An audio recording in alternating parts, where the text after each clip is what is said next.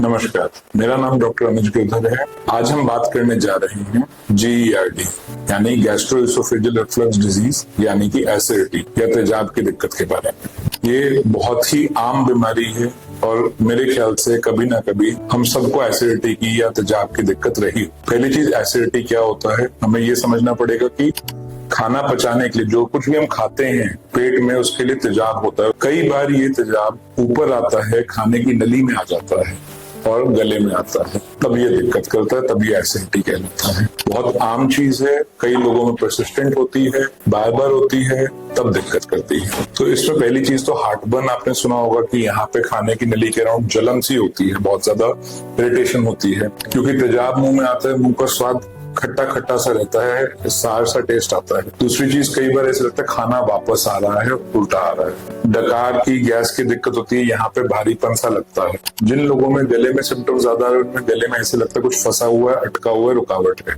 अगर यही तेजाब बोलने की तारों पे गिरता है तो आवाज खराब होनी शुरू हो जाती है, आवाज में भारीपन आना शुरू हो जाता है। अगर टॉन्सिल पे पड़ता है तो टॉन्सिल में भी बार बार इरिटेशन करता है, परेशानी करता है। कई बार एसिडिटी की वजह से बोलने की तरफ पड़ती है, सांस की रास्ते में जाती है, उससे बार बार इरिटेशन होती है, तो एक लगातार अनएक्सप्लेन्ड सी खांसी आती रहती है, सूखा दस्का उठता रहता है मरीज को। उसके पीछे भी कई बार कारण एसिडिटी ही होता है। अब होता क्यों है? एक तो तला हुआ, मिर्च मसाला, चाय, कॉफी, बाहर की चीजें ज्यादा खाने से होता है। अगर हम बहुत ज्यादा क्वांटिटी में मील ले रहे हैं, ज्यादा बड़ा मील ले रहे हैं, तो उससे वो खाना पेट से वापस ऊपर की तरफ चढ़ता है। खाना खाते ही अगर हम लेट जाते हैं तो खाना नीचे जाने का टाइम नहीं मिलता, तब दिक्कत आती है। बहुत ज्यादा कैफीन वाली चीजें, चाय कॉफी हो गई या फिजी चीजें हो गई, कोल्ड ड्रिंक वगैरह हो गई, जिन चीजों में फिज है यानी सोडा है, वो चीजें लेने पे। स्मोकिंग से भी एसिडिटी बढ़ती है, किसी भी फॉर्म में करें, हुक्का, बीड़ी, तंबाकू, सिगरेट, कोई भी फॉर्म में हो, वो दिक्कत करेगा। और अल्कोहल से भी एसिडिटी बढ़ती है।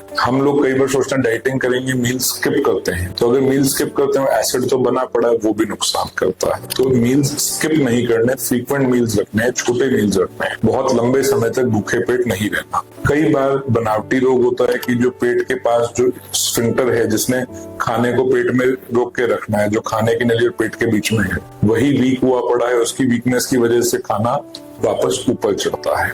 कई बार हम खाने के टाइमिंग्स बहुत एबनॉर्मल से होते हैं, वो चीज भी ठीक रखते हैं। अब समझने वाली बात ये है कि अगर होता है तो हमें करना क्या है। पहले तो नॉर्मली तो हम परहेज से काम चला सकते हैं। परहेज में फिर वही चीजें आती हैं कि तला हुआ, मिर्च मसाला, चाय कॉफी, खट्टी चीजें कम लेनी है या नहीं लेनी है।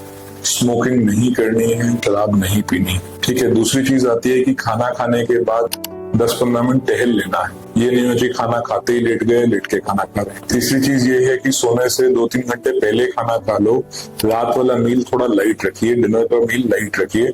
बहुत ज्यादा हैवी खाना खा के रात को लेटेंगे तो सुबह आपको एसिडिटी ज्यादा होगी। ये चीज आपने देखा भी होगा कि किसी दिन इवेंट में चले गए, शादी वगैरह में चले गए, अगले दिन यहाँ जलन हो रही है, एसिडिटी ज्यादा हो रही है। दूसरी चीज, छोटे मील्स लेने हैं और जब लेट रहे हैं तो थोड़ा गर्दन ऊपर रहेगी, तकिया लगाना है, उससे खाना वापस ऊपर कम आएगा। एक कारण और भी होता है स्ट्रेस का, तो चिंता कम करनी है।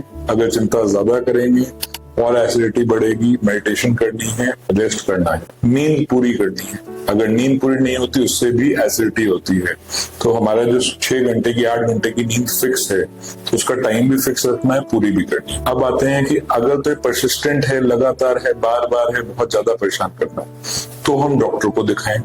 वो एक बार एंडोस्कोपी करके देखेंगे, गला चेक करेंगे कि गले में कितनी दिक्कत है।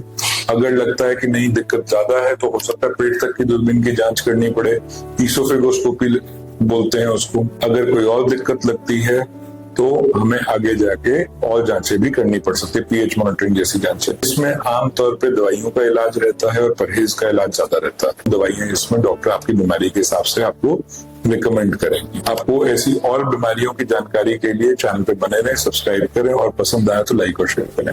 Thank you.